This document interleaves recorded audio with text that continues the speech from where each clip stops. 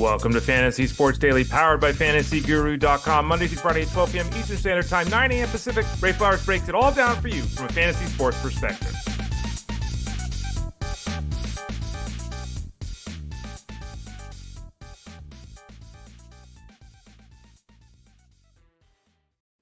Hey there, everyone. Ray Flowers of FantasyGuru.com. Hope you're doing well here on this Thursday, the 7th of November, 2024. You have found Fantasy Sports Daily, which is with you every day live as well as on demand after the fact. But every day, 12 o'clock Eastern Time, 9 a.m. Pacific Time, Monday through Friday. Myself and Justin Fensterman host the show. I host Monday, Tuesday, Thursday, Friday. Justin hosts on Wednesdays.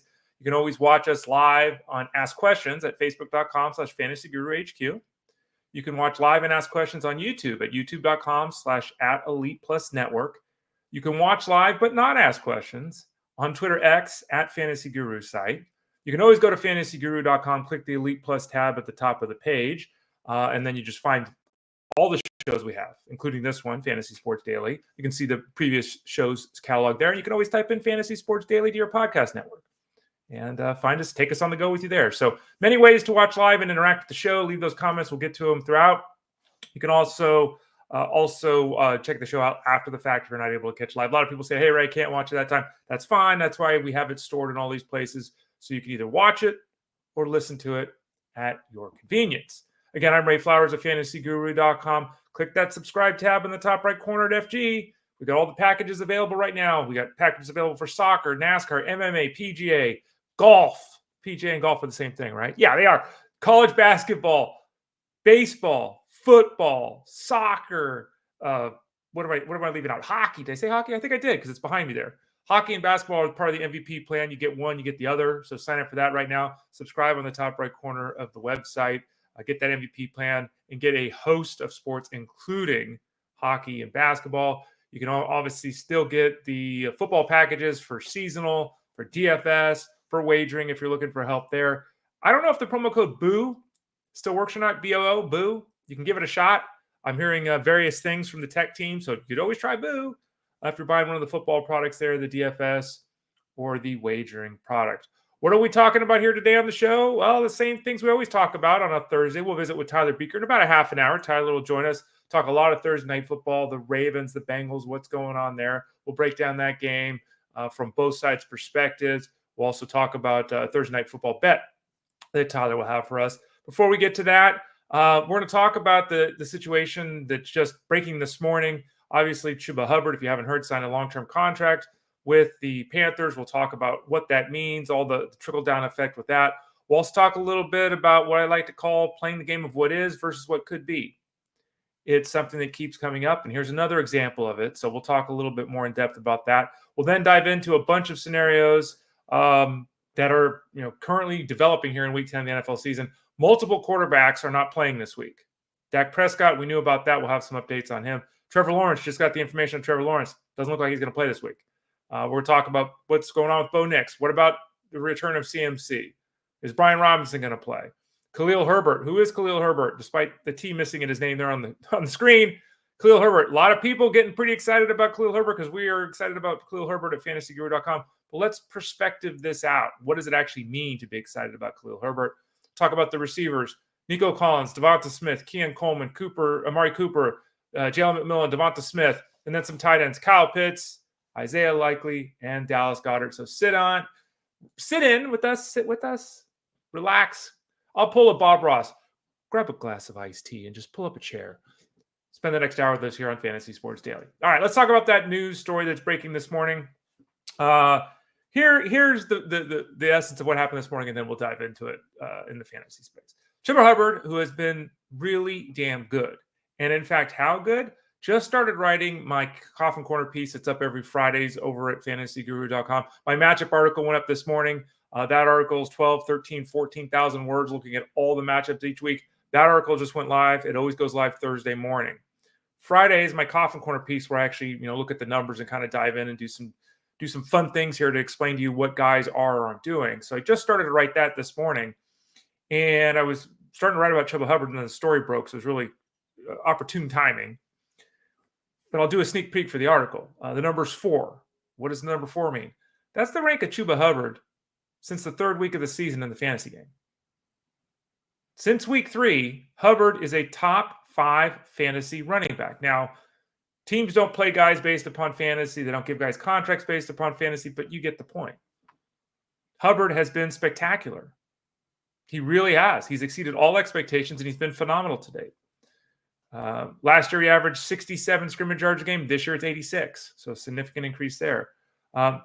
He's actually averaging 84 rushing yards a game the last 7, which is almost a scrimmage yard total from last year, right? He has 6 touchdowns the last 7 games. He has been an elite running back option in the fantasy space. So he signs a contract. And what is that contract? Remember, contracts used to get given out to running backs all the time. Now we don't spend draft capital on running backs. Now we don't give big contract extensions to running backs. That's just not what we do. Panthers did it. Panthers are saying, look, we know the organization's in turmoil. We know we're kind of resetting everything. We know we're trading guys away and trying to build for the future, but we want Hubbard to be part of that future, the present and future. So they gave Hubbard a 4-year, $33.2 million contract, which is a big contract for a running back. Big contract for a running back. Includes $15 million guaranteed, which is a big number for a running back. And by the way, he can earn up to $37 million with some incentives. So this is not just, here's 4 years, $33.2 million, and it's not real. It's real. It's $15 million guaranteed with the ability to earn almost over $37 million if he hits some incentives. Big investment for the Panthers, who have done what we should have been doing more often in the fantasy space, realizing and recognizing that Hubbard's been really good. Don't forget, Hubbard's catching 4 passes a game too. It's not just his ability with his legs. He's been a 3-down back for this team. Now, that's what happened this morning. Now, let's get into let's play the game of what is and not what could be. It's one of my favorite sayings. You probably get tired of me saying it.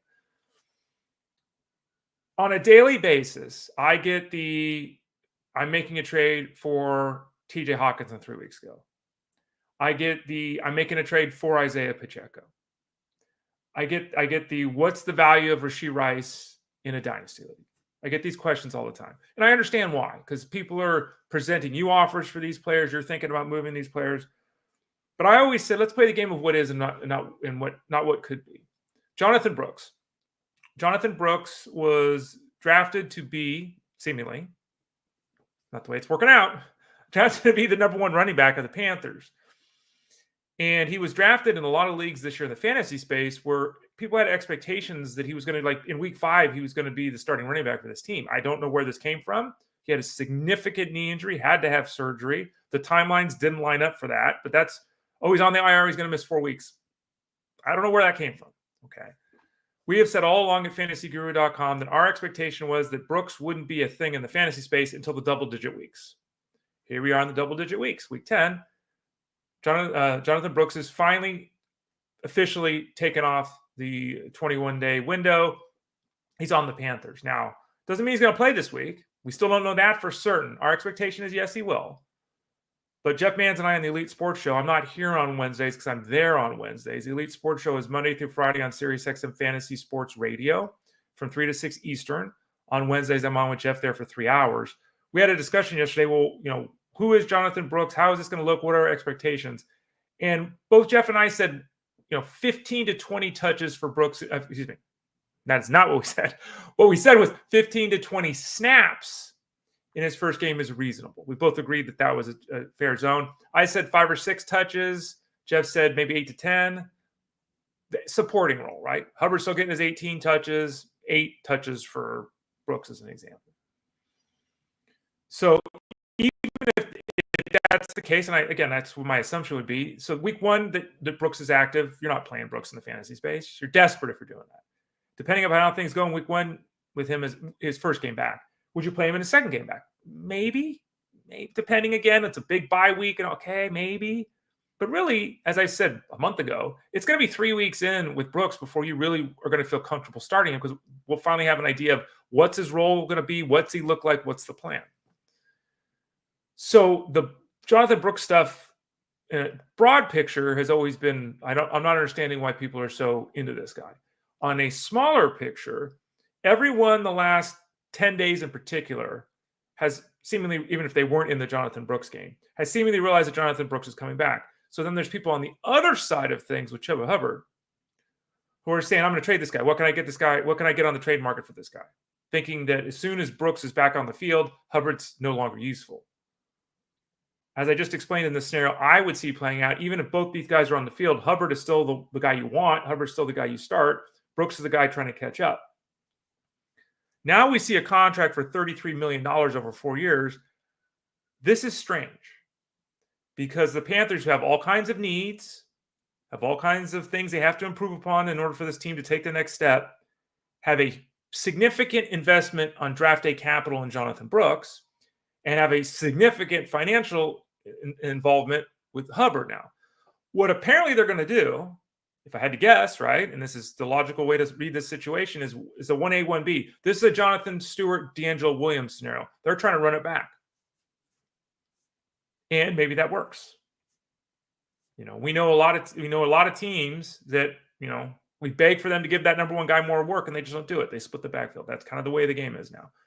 There has to be some level of concern about where Jonathan Brooks is at physically, because do they give him this contract if Jonathan Brooks is wowing everybody and looks like the guy he was in college? Do they? It's a lot of money when you got Jonathan Brooks sitting there on a cheap contract. So short-term read is it's Hubbard's gig. Long-term read, it's Hubbard's gig. And this is probably going to end up being a 50-50, 55-45.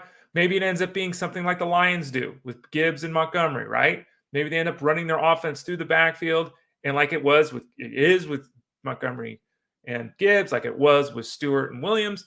Maybe both these guys are weak plays. But the game of what is continues to be the way you should play your fantasy league. Don't make moves for 3 weeks down the road.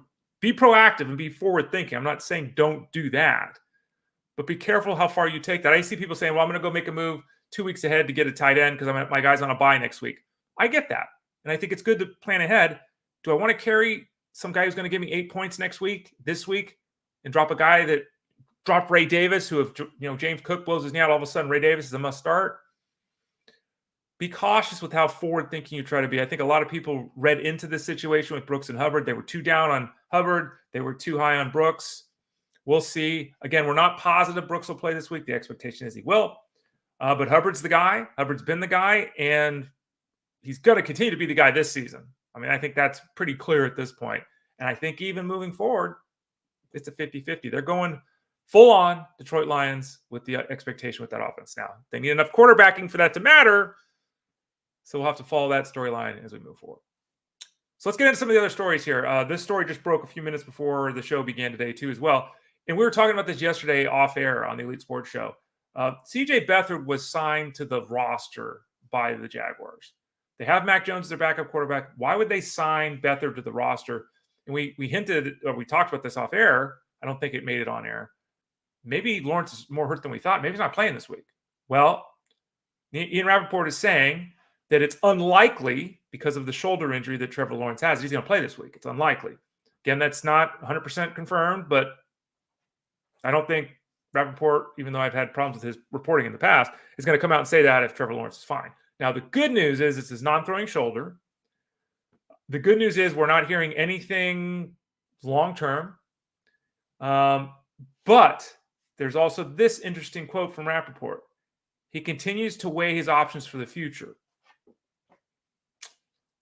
The season is lost for the Jaguars. Lawrence got paid. Kirk is down. Gabe Davis isn't 100%. Brian Thomas isn't 100%. Tank Bigsby continues to be on the injured list. Travis Etienne continues to be on the injured list.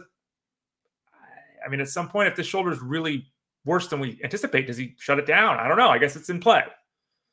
But what we do know now is that it appears very, very likely, if not outright, going to happen, that Trevor Lawrence is not going to play this week, that Mac Jones is going to be the quarterback, that Beathard will be the backup. Now, again, we still don't know for certain on Bigsby. We still don't know for certain on Etienne. We still don't know for certain on Gabe Davis. We still don't know for certain Brian Thomas is going to play, but he didn't look great last week.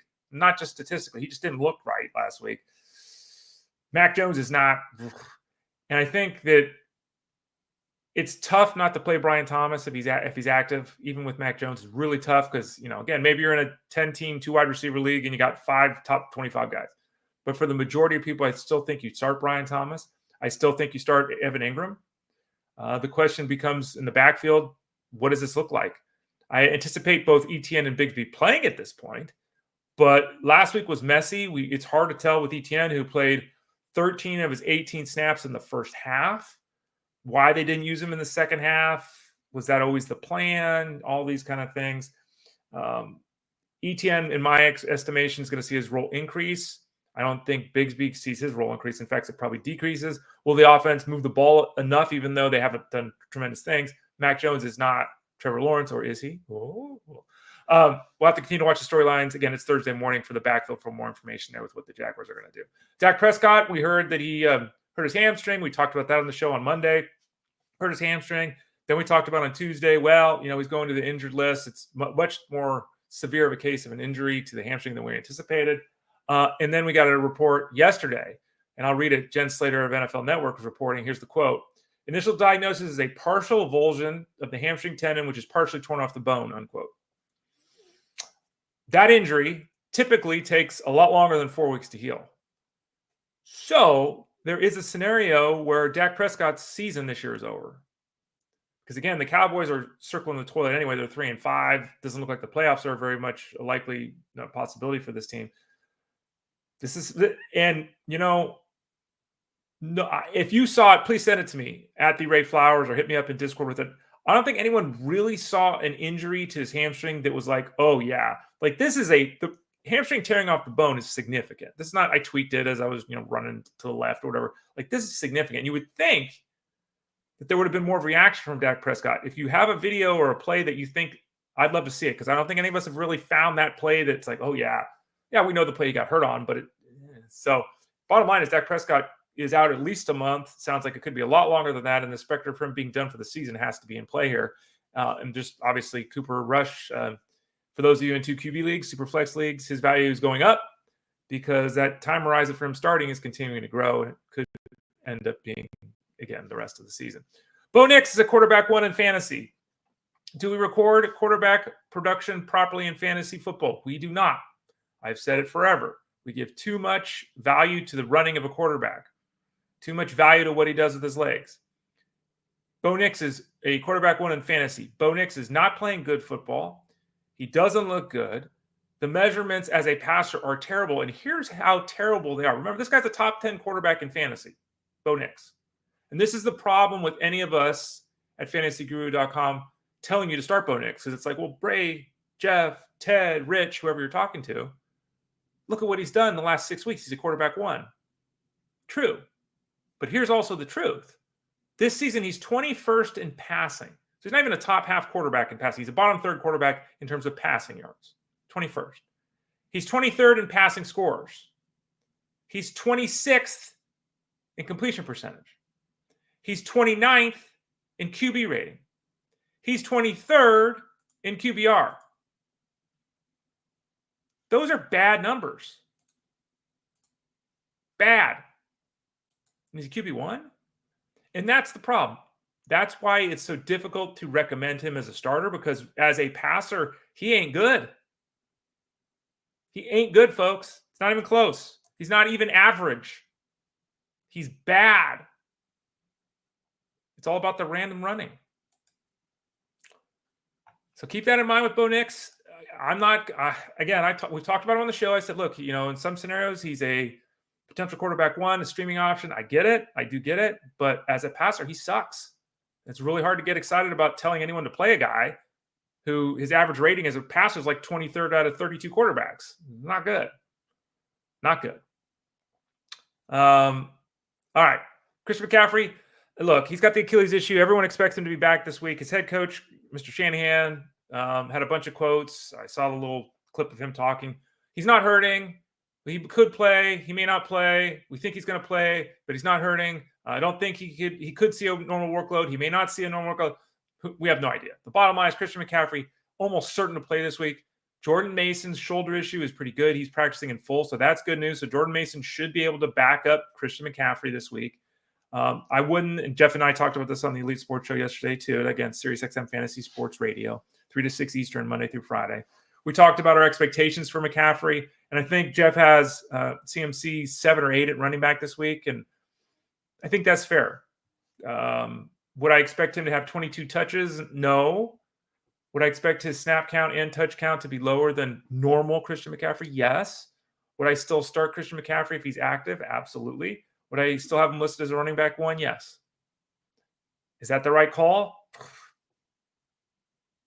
Again, but that's where I'm at with Christian McCaffrey. I think it's all fair. I think that there's a lot of scenarios where TJ Hawkinson is an example. TJ Hawkinson came back last week, and I was like, I don't really want to start him. I think it's different with McCaffrey. McCaffrey's not going to go out there and touch the ball 6 times. If he goes out there and touches the ball 6 times, they wouldn't have him active. If he goes out there and touches it 6 times because that's all he's got, there's a bigger problem. You know what I mean? So my whole thought process is if he's active, he and they anticipate, playing 70% of the snaps and touching the ball 17 times. Otherwise, they would just wait another week. So we're firing up Christian McCaffrey this week. Brian Robinson. And again, let's play the game of what is, not what could be. A lot of people making trades to pick Brian Robinson up. Jeff Mans has been very pro Commanders offense, their offensive line, all that kind of stuff. And he's right. And Robinson on a per game basis is pretty damn good. But Robinson is hurt. He didn't play last week. He's hurt. Why are we making trades for hurt players? In addition to that, and this is something I'll just point it out as an FYI, public service announcement, whatever. Everyone, you got to check the bye weeks. We got a lot of bye weeks coming up. The Commanders' bye week is week 14. So if you're trading right now today for Brian Robinson, no matter what the trade is, even if it's a good trade, right, for you, you're trading for a player who didn't play last week because of injury, may not play this week because of injury, and certainly isn't going to play in week 14 because he's going to be on a bye. You can't be trading for a guy that's out 1 game for sure and likely to miss 2 unless you're getting a huge discount. I mean, we have 8 weeks left in the season. You're talking about missing 2 of them.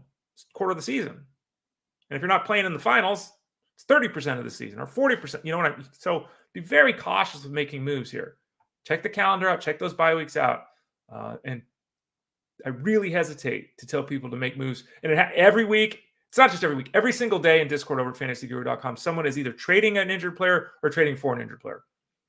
Be very cautious doing that because we're all just guessing. Remember, 4 weeks becomes 6 weeks really quick. 1 week becomes 3 weeks really quickly. Be cautious with that stuff. Let's see here. Khalil Herbert. Let's talk about Khalil Herbert. Khalil Herbert is a good run. And I talked about this earlier this week when the trade went down. He's a good running back. Your eyeballs tell you that. The data tells you that. He's a good running back. He just wasn't given an opportunity with the Bears. One of the issues he had with the Bears is they didn't really trust him on 3rd down. He goes to the Bengals now. Chase Brown is playing the early downs, and Zach Moss was playing the late downs. Is Khalil Herbert now going to become the late down guy? It's not the role he filled with the Bears. Moss is likely to be done for the season with the neck injury. Herbert has a legitimate chance to be that number 2 back in the backfield if Chase Brown were to go down with an injury, and he's had some moments this year where he's dealt with some things, right? If Brown goes down, Herbert becomes an every week starter in this Bengals offense, so there's a lot of intrigue there. Herbert is almost certainly going to play this week. We heard the head coach, Zach Taylor, say that. That's tonight. Now, how much? Again, it's a short week. It's tonight. You're not playing Khalil Herbert in any scenario. You could be in a 30-team league. I don't think you should be playing Khalil Herbert this week. Okay. But it's good to hear that he might be on the field this week, and there is potential for him. But again, the fit. So be cautious that you're not taking the advice to add Khalil Herbert. Because I'm in a listener league. We have over on Sleeper. And I think someone spent like 31% of their budget to get Herbert. Now, I didn't look at the team before the show, so maybe that was Zach Moss that they had Brown and Moss, and they wanted to handcuff. Maybe, I don't know. But 31% is a big investment in a running back who you're not using this week, who obviously has got a lot to prove to solidify a role with his new team, who's got a bye in week 12. So, great guy to have on your team. Add him, pick him up, all those kind of things. But keep those expectations in check, especially in the short run of Khalil Herbert. Nico Collins. Here's an example. Nico Collins is supposed to be back in 4 weeks. Everyone said good stuff. We heard it as late as yesterday, actually. Good things. He's progressing as we hoped. Everything looks good. But he didn't practice on Wednesday, and they didn't open up his 21-day window, unless I missed it, to return from the IR. Is he even going to play this week? Maybe. If Nico Collins plays, again, it's the same scenario as Christian McCaffrey, especially with Diggs out. If Collins plays, he's in your lineup. I don't know if he's going to play this week. And that's obviously a big deal too for CJ Stroud, who desperately needs him back on the field. Stroud is really struggling in year 2 compared to year 1. Loss of receivers hasn't helped. Offensive line hasn't helped. Okay. But this offense has really been Joe Mixon or bust right now. They really need to get, obviously, Collins back. We'll wait and see. Today's huge for him because there's a chance that even though we were hoping he'd be back this week, he may not for the Texans. DeVonta Smith did not practice on Wednesday with a hamstring injury. Now, it was a walkthrough because they play later in the week. Okay. But don't really know what's going on here. Got to get a lot more information today. It seems like Amon-Ra A.J. Brown. Wrong Brown. A.J. Brown seems like he's likely to play through his knee injury and be on the field this week. DeVonta Smith, the hamstring, we need a lot more information right now because we just don't know. I got the name here, Dallas Goedert, too. Dallas Goedert, Goedert is seemingly trending toward returning from his hamstring injury. So it's possible that the Eagles will have Smith, Brown, and Goedert on the field. They haven't had their 3 top receiving weapons on the field much this year at the same time.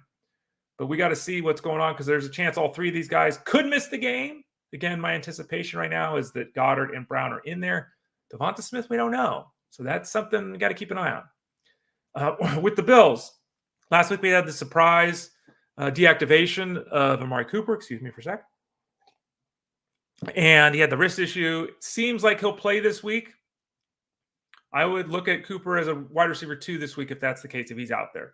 Part of the reason for that is because that's who he is. Part of the reason is because he's had some more time with his team. And part of the reason is also because Keon Coleman is dealing with a wrist injury of his own. And it sounds like his availability this weekend is in doubt. Now, I don't know what's going on here. His head coach basically said he could miss a couple of games.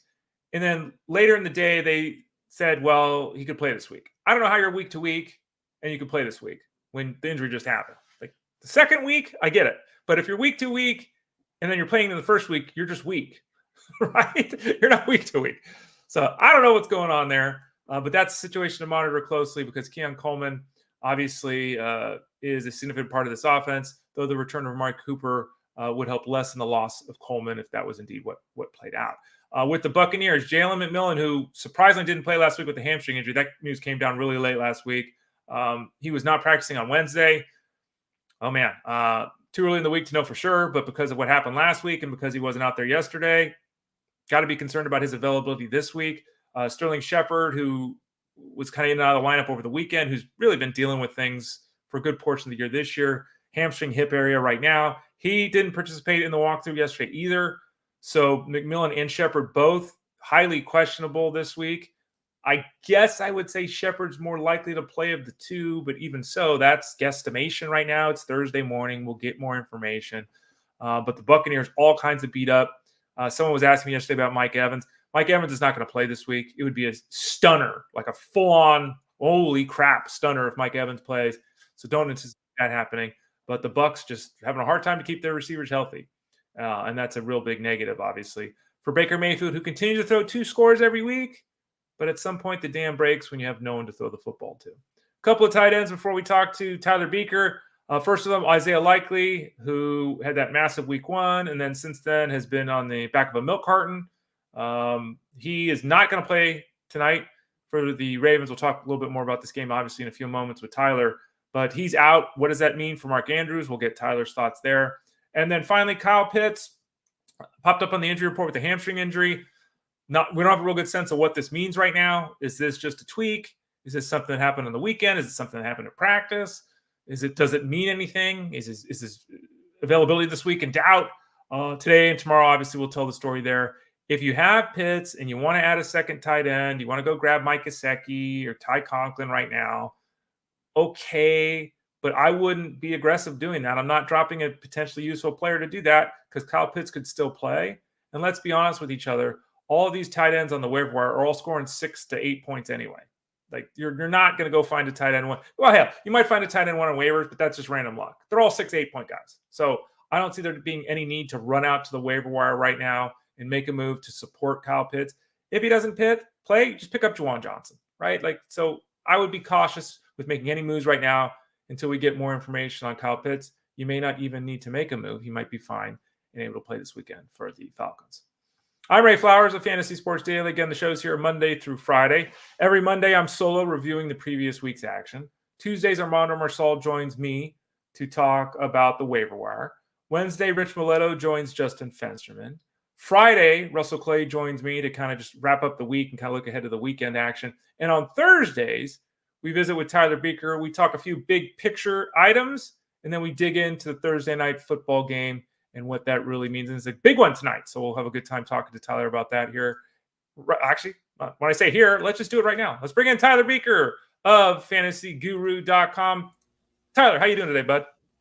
Doing great, Ray. Excited for a fun Thursday night football game. Feels weird. This one does not belong on the Thursday schedule. We saw 79 points these last two teams played.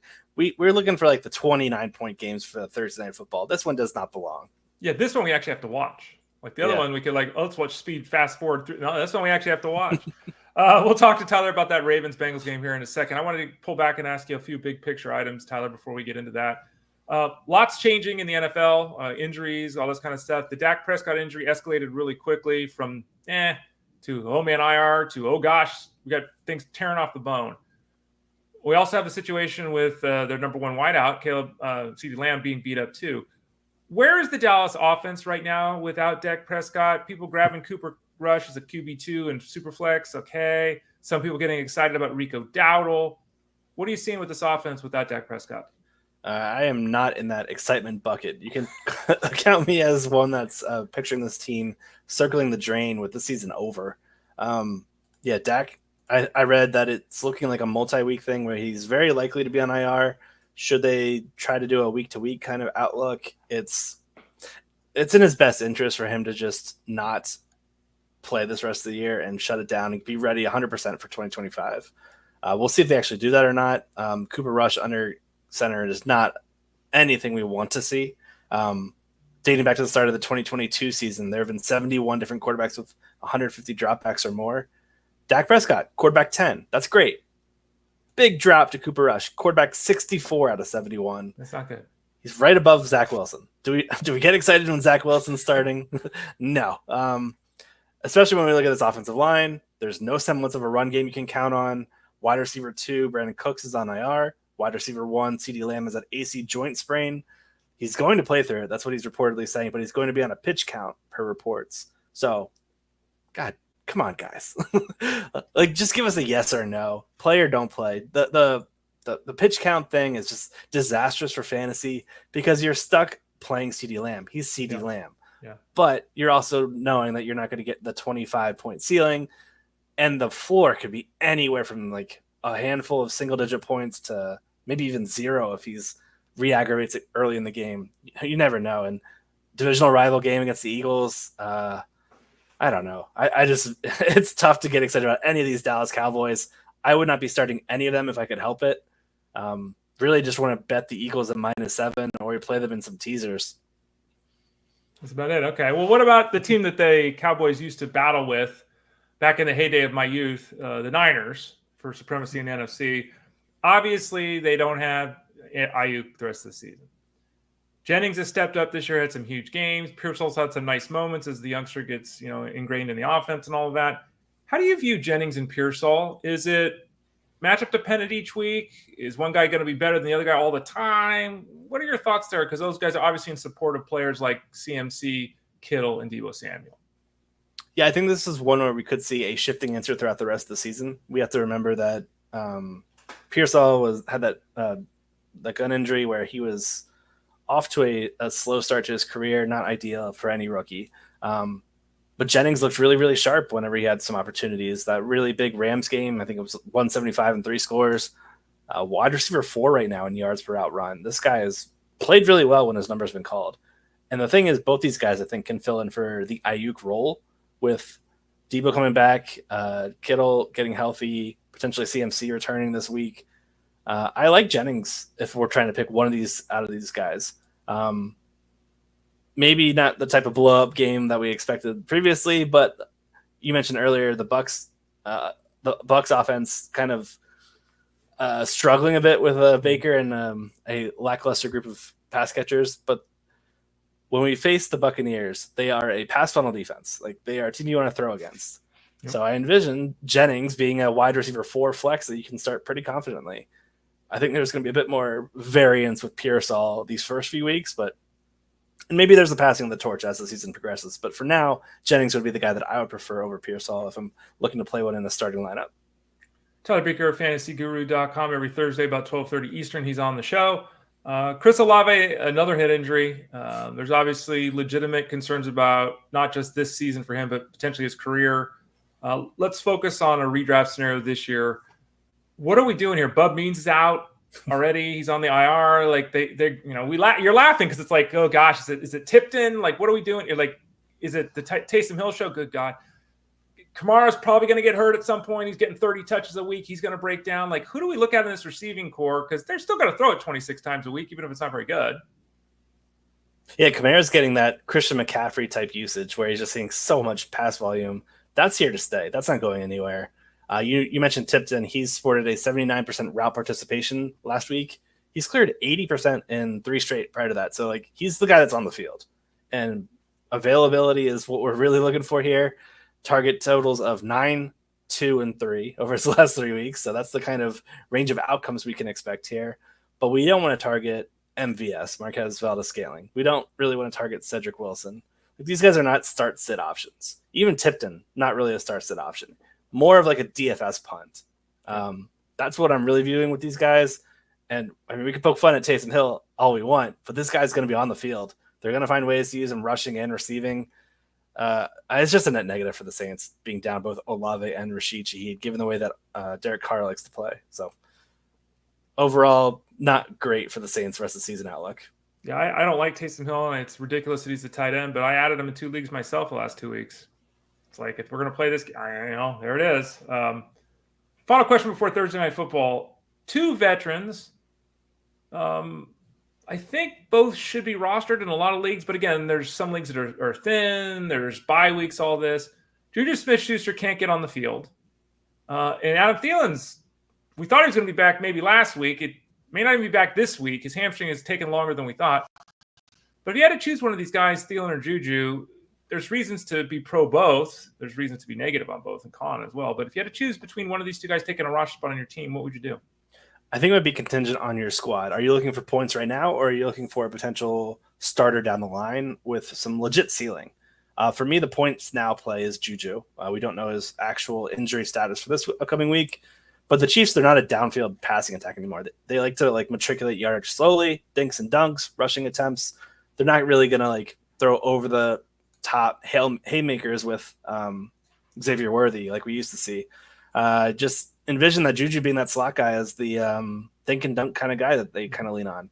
Probably not going to see a massive ceiling. Like, he's still contending with Kelsey, still contending with Hopkins for some touchdowns. I mean, he ran hot in his debut, quote unquote, but it's been really just quiet ever since. He would be my low floor play that I would try to target here. And then I think Thielen is the guy that I would personally target because I'm really just looking for upside when I look at start situations and questions and these types of things. But it's admittedly a Hail Mary. Mm-hmm. We don't know who the hell the quarterback's going to be. They said they're going to go with Bryce Young this past week, and how can you not after he got them a victory last week? I understand that entirely. But this is a Germany game here this Sunday. Week 11, they have a bye. If Bryce Young strings together 2 wins, he might be the starting quarterback the rest of the season. And that is a net negative for every single pass catcher. I don't care how he gets to the W. If Dalton somehow gets shifted back in, maybe they lay an egg and the Giants absolutely roll, then I envision that there's a chance Dalton returns. And when Dalton's under center, he would be the reason why I would want to go to Thielen, because he's a guy that can latch on to one receiver and just repeatedly target him. We're going to get that 10 target, 7 for 75 out stat line. And that's usable. That's usable in many leagues and formats. So for that reason, Thielen would be my answer if I'm looking for a ceiling play, the home run swing.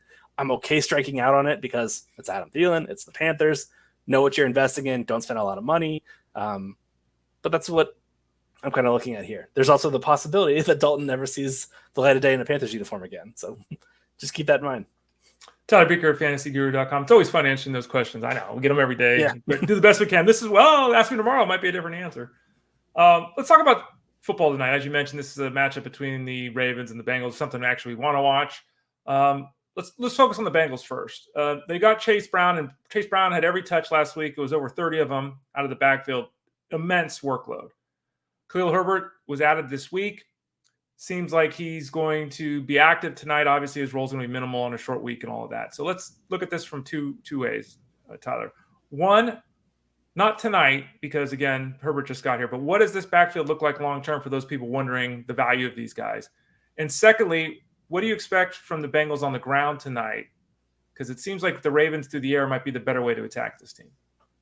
Yeah, absolutely agree with that.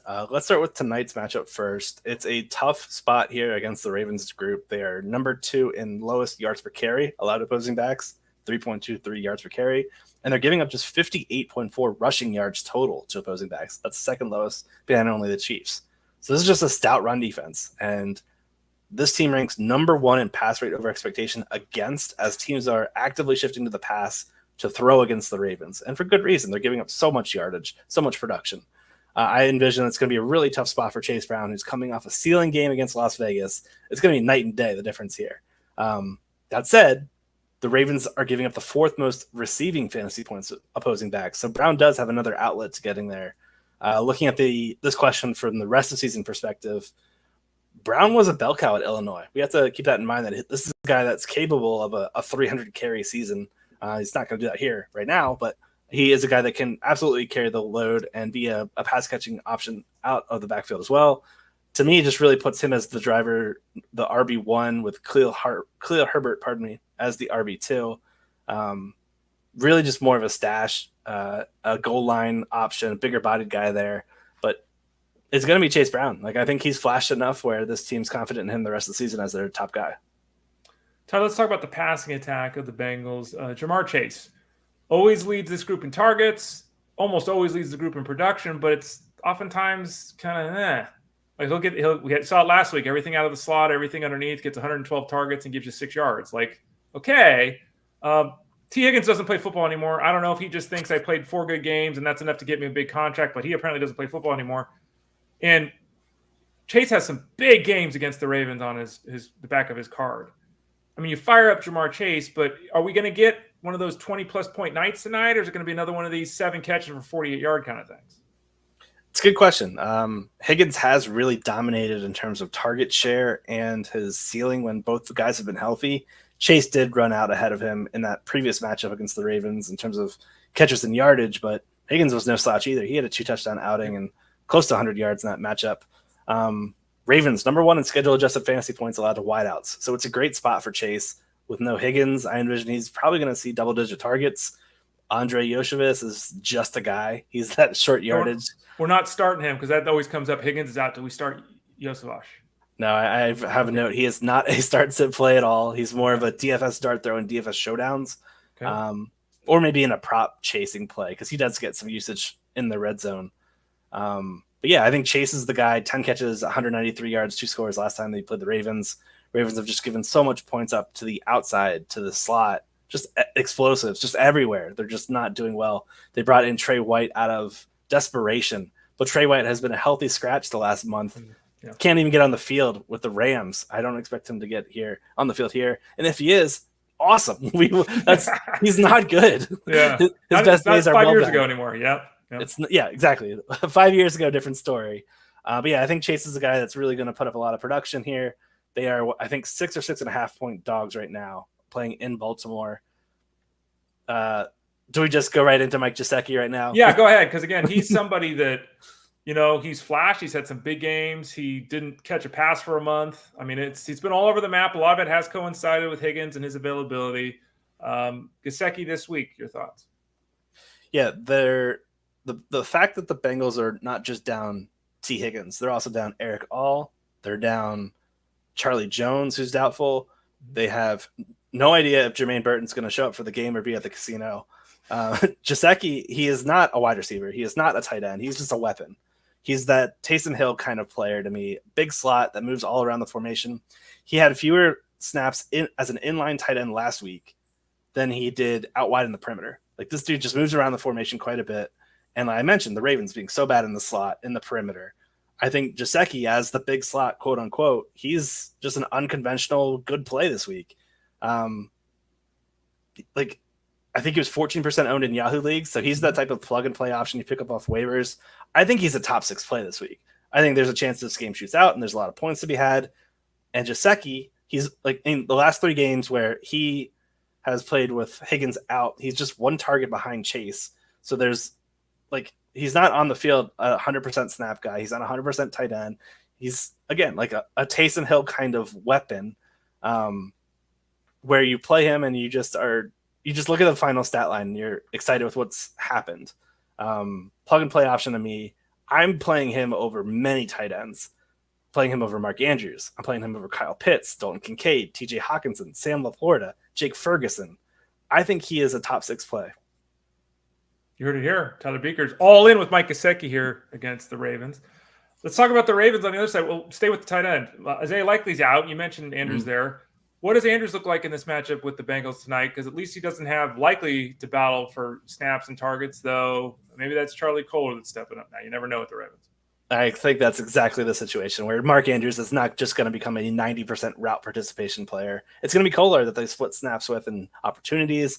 They're a team that believes in multiple tight end sets. Maybe they do a little bit more 3 wide receiver sets, but even last week, I thought they ramped it up a little bit. It really was minimal once introducing Deontay Johnson into this offense. But I still think it's going to be a lot of 2 tight end sets, 2 backs. Just they're not going to have a lot of formations where it's 3 receivers, and there's going to be spots where Kohler probably picks up some frustrating targets and opportunities from Andrews. The one thing, if you want to hang your hat on a positive to start with Andrews, is the Bengals are top 6 in fantasy points per game allowed to the position. I think there's a chance Andrew hits the paint, but that's really what we're hoping for with Andrews at this point, because he's not picking up the 8 catches, 87 yards. That's not his game right now. If you look at the Ravens offense in total, and we saw it again last week, Lamar Jackson is just on a per play pace is just freaking killing it. And there's as good a chance as he's under 25 passes, over 25 passes, and still going to throw for 280 yards and 2 touchdowns or better, right? He's just killing it right now.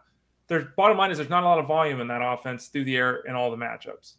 Do you anticipate them throwing the ball more tonight, number 1? And number 2, if they do, what does that mean for the receiving core? Because one of those targets Likely is out of the mix tonight. They added another guy in Deontay Johnson, who you mentioned. Zay Flowers has been blowing up, but even last week he blew up and he only had like 6 targets. So, there's a fine line here. So are we going to get enough volume tonight from Lamar Jackson that multiple receivers for the Ravens are going to flash? And if so, who are they going to be, Tyler? Yeah, I mentioned pass rate over expectation earlier. The Baltimore Ravens are bottom 4 in that. They are minus 6.9%. So when most teams are in a league average situation, 7% of the time they are shifting towards the run over the pass. And it's a spot where they could continue to lean on that. The Bengals are 30th in EPA per rush. They're 32nd in defensive rush success rate. On a short week, I think we're going to see a run-oriented game plan where they just run at this Bengals team quite a bit. Derrick Henry was really kept in check the last time these squads faced off, though. 62 of 91 yards that he had in that matchup came in overtime, mainly from that 51-yard sprint that set up the game-winning field goal. Do I think that this is a Lamar game? Lamar does enter on a short week with a knee injury. Last week, he had 3 carries for 4 rush yards. I think that's super notable because his mobility has been a big reason why they are able to convert third down so easily, so quickly. And hell, not even get to third down. They're like great at getting big chunk plays consistently on first and second. Do I think that this is a spot where Lamar goes nuclear? Probably not. The Bengals are not a unit to fear. Don't let me mislead you there. They are number 1 in QB rush attempts against, QB 1 in rush yards allowed. They are number 6 in total fantasy points allowed to the quarterback spot. We also saw Lamar throw for 348 and 4 the previous time. I'm curious to see what the defensive coordinator Lou Anarumo does here. Last time they blitzed him about 25% of the time. I'm curious to see if they change that against here because Lamar destroys the blitz. He's not a player you want to do that against, especially now that he has some more weapons here in the addition of Deontay Johnson. Looking at the wideouts, I think Zay Flowers is strong wide receiver 2 play. Sure, the targets are going to be variable, but this guy has the ability to hit explosives at any given moment. He's been consistently the guy that Lamar looks to these days. And the Bengals, they are just giving up so much production on the outside. Cam Taylor-Britt, DJ Turner, they're giving up the 6th most fantasy points to the outside, but the 3rd fewest to the slot. I think that's really notable given that the wideouts for Baltimore, they kind of move across the formation. Nobody's strictly a slot receiver here these days. So all of them will get shots at some of these vertical capabilities, and I expect them to search the field vertically. I do think that it's going to set up some rushing lanes for Derrick Henry, and these guys on the outside, they can be burnt. So like we'll probably see a few chunk gains here, and it's going to just open up rushing lanes for Derrick Henry. Fun stat about Derrick Henry: 1,000. Yeah, there are. Yeah. 1,005 of his 1,052 rushing yards have come on first or second down. That is a 1,000-yard rush on first and second down in half a season. Yeah. Wow. This dude's a beast. He's a unit. Something. That is something. Tyler Beaker, fantasyguru.com. I was actually looking it up yesterday. Since 2021 started, Jalen Hurts has as many rushing touchdowns as Derrick Henry. That's how crazy things have gone for the running piece for Hurts, because as we're talking about here with Derrick Henry, I mean, you look at the last couple of years with the Titans too, and you think, goodness gracious, man. Like, he's older, more hits, and he goes to an offense where, hey, guess what? And look how good it looks like it's 4 years ago still. He's kind of, there's always one-offs that, we get one every 10 years or whatever. Derrick Henry's just that one-off, right? Like, he's so tough because you just expect it to eventually end, and we can know the matchup was, it's like peanut butter and jelly. Like, him going to the Ravens makes sense, but this good? Is the second half going to match the first half? Is he going to be the MVP in fantasy this year? The scary thing about Henry is he typically gets better as the months progress. If you look at I talked about his first and second down splits. You look at it by month: September, October, November, December, January. Holy smokes, this dude cooks in December and January. He's also playing behind the number one offensive line in yards before contact, so he's not getting met at the line often. Yeah, he's often running with a full head of steam. Yep. Breaking off explosive gains week in and week out. This dude's reached the paint every single week so far. 13 touchdowns in 9 games, I believe. Yeah, 13 and 9. 127 yards from scrimmage per game. Alien. He is. Now, we've got all this offense. So we're going to ask you for a bet. You've got more than one you'll have over at fantasyguru.com. But you always give a free bet here on the show. Is it a player prop? Is it a game total something? Is it a yardage thing? Where are we going with this hopefully explosive, exciting Thursday night football game? Well, we're talking about excitement. I don't think it gets any more exciting than Derrick Henry. I like the play on his longest rush over 18.5 yards. This guy has cleared this in every single game except for week 1, including the Bengals, like we just talked about, a 51-yard scamper. Took him till overtime to get there, but he still got there. Carries of 29, 29, 87, 51, 27, 81, 31, 39, and 20. This has been an absolute money printer in terms of hitting the over on this bet. Again, it's not really a matchup-based play. It's really just acknowledging that Derrick Henry is an absolute unit, and we're just going to bet on him hitting an explosive gain here. Again, they are 6 or 6.5 point favorites, depending on what you're looking at. Playing at home, I like playing it for a half unit. I like to play these types of props for a half unit, given the variance that can occur with some of them. I have never placed an official football bet because I live in California. When I've looked at all the props and everything like that, I've never looked at the longest run thing and ever thought I'm taking that. Is that something that you frequently look at? Is this a Derrick Henry specific case? Because again, this is not an area that I normally look at. Is this a one-off kind of thing with Derrick Henry? No, like I said, he's done 8 out of 9 weeks after this. Last year we did it with Nick Chubb every single time. Okay, that's what I meant. One player, you do it with Derrick Henry, but will you do it with other? Do you do it with Saquon Barkley? Would you do it with Bijan Robinson? That was more the general question of how often do you place a bet like this? Sorry, I was unclear. No problem at all. I did it last week with Jamar Gibbs, and he hit for us. Passing yardage, I think you can probably do this with Zay Flowers. He's probably been a good candidate for this against this specific defense. But yeah, I'll do it from time to time. Usually it's more matchup driven. This one is clearly not. It's just betting on Derrick Henry to continue this wild streak of big explosive gains. And I expect them to run the ball pretty frequently in this matchup. It's interesting. There's like in baseball, I frequently did the hit run RBI prop. You find a guy in a good offense, guy who's rolling well with teammates, that kind of a thing. And I haven't done the study yet, but I'm going to do the study before the season begins next year. And it's like, if I had just done that bet every game on Juan Soto or every game on Aaron Judge, how ahead would I have been at the end? You ever think of doing something like that with since we're talking about Derrick Henry, just doing this every week? Because I mean, the way he's going, just like you're saying, half a unit, and in the end, you're going to come out ahead, or is that stupid because it's football, injuries and matchups are so important? Not when you're an outlier like Derrick Henry. Okay. Like this is a guy I think I spent a first round pick on 2 years ago. like an age 27, 28 back, just knowing that this guy wasn't going to age like a normal age cliff. He's not going to follow the age curve that most running backs do. Yeah, I don't mind playing this blindly every single week to answer the question. This is Derrick Henry, and like I said, it's a great offensive line. They are number 1 in yards before contact. That allows a big-bodied guy like him to get up to a full steam ahead kind of momentum, and he's a unit to bring down. Like, this guy is just unbelievable. I also like doing it with the sprinters, guys like Saquon or Jahmyr Gibbs. Right. But Henry, man, he's just something else. I think this is a fine play to play every single week. Senor Rojo, when we go to the chat room here, another guy who's just a play every week, another guy who's a special type of player is Christian McCaffrey. He's supposed to be back this week. We talked about him earlier on the show today. We don't know for certain, but he's supposed to be back this week. Basically, Senor Rojo is asking kind of what your expectations are the rest of the way. If McCaffrey is healthy, do you see him being anything other than a running back 1? And do you think he's going to stay healthy? Impossible to answer, but your best guess. Yeah, impossible to answer. I'll just say that I think that once CMC is ready to go, you're putting him in your starting lineup every single week.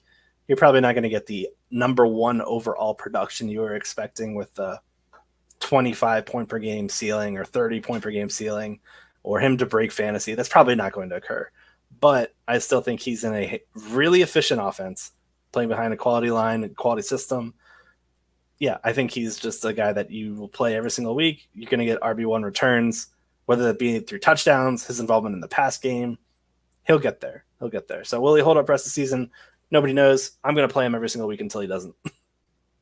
Henry V's got a question, by the way, Henry. His question's about the Jonathan Brooks outlook with the Chuba Hubbard contract. I probably spent 10 minutes at the start of the show today talking about this. So if you missed it, Henry, just go back and watch anyone else too. Go back and watch the first 10 minutes. I gave all my thoughts on the entire backfield with the Panthers.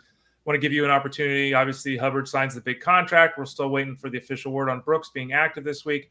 What do you see for the rest of 2024 in the Panthers backfield, Tyler? Yeah, I know, right? Yeah, they gave Miles Sanders a big contract. Now they're doing the same thing with Chuba. There's just so many things that this team needs to fix. Double dipping on this and then spending premium draft capital at the running back position is just a luxury that this team cannot afford. I don't understand it at all. The question is Brooks worth keeping with the contract? For the rest of the season, yeah, I'm keeping Chuba because we aren't exactly sure if Brooks – oh, I'm sorry, is Brooks worth keeping? Yeah, Brooks – because again, this is a weird thing. People have Brooks; they've held him all along, and then he goes to get active, and then they drop him. I saw people asking with T.J. Hockenson. It's a weird thing. Like, why do you keep a guy all year long, and then when he's going to get active, jettison him? I don't get it. Yeah, I've been holding Brooks in a league where I don't have an IR spot all season long. There's no way in hell I'm dropping him right now when he's about to make his debut. Keep in mind that they also have the Week 11 bye, so that maybe we see Brooks sprinkled in a bit. I would not start Brooks. I don't think you really need to this week, but I like to see him at least look good, look competent, and then maybe in week 12 we reassess. MVS has a question with the Saints getting rid of their head coach. Does this breathe new life into Kendre Miller as Kamara's backup down the stretch? Miller's back on the injured reserve with the hamstring injury. I don't think at this point if anyone knows he's ever going to play another down for this team. In theory, it can't hurt to have the head coach out who took every chance he could to throw Miller under the bus publicly. What do you do, Kendre Miller? Is it Kendre Miller? Is it Jamal Williams? Is it Mims? Is it – because, again, Kamara, 36 touches, 5 touches, whatever it was last week at his age. And that's not good for his long-term viability. And I'm that person that is going to say it's Taysom Hill. Okay. I will keep saying this because they keep utilizing him in short yard situations. Maybe Mims is the guy that I would stash in a deeper format, like a 14 or 16-team league, or maybe in Dynasty you could pick him up if he's still out there. Kendre Miller, I don't know what to expect, guys. 2 IR stints in the same season is not great. Sean S. says that Taysom Hill wanted money in DFS. You got to hold your nose and play him. It doesn't sound like, Tyler, you hold your nose. It sounds like you just play him. I hold my nose and play him, but it sounds like you're – I mean – Look, tight end 3, tight end 30, tight end 4. Right.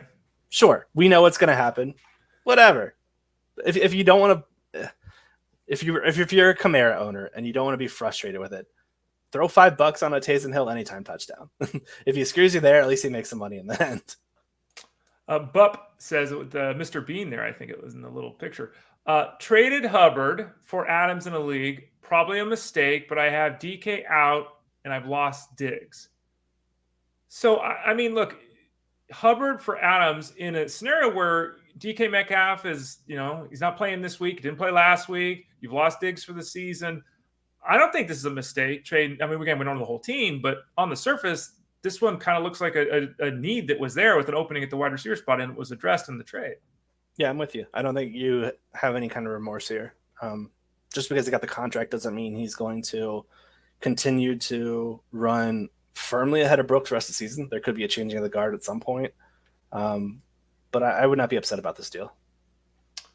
Aaron has a question. Non-PPR wide receiver spot. Flowers tonight.